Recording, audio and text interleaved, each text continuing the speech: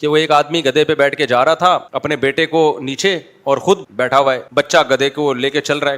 لوگوں نے کہا دیکھو باپ ہونے کا ناجائز فائدہ اٹھا رہا ہے, باپ ہونے کا ناجائز فائدہ, معصوم بچہ کمزور, اس کو نیچے اور خود سواری کے مزے.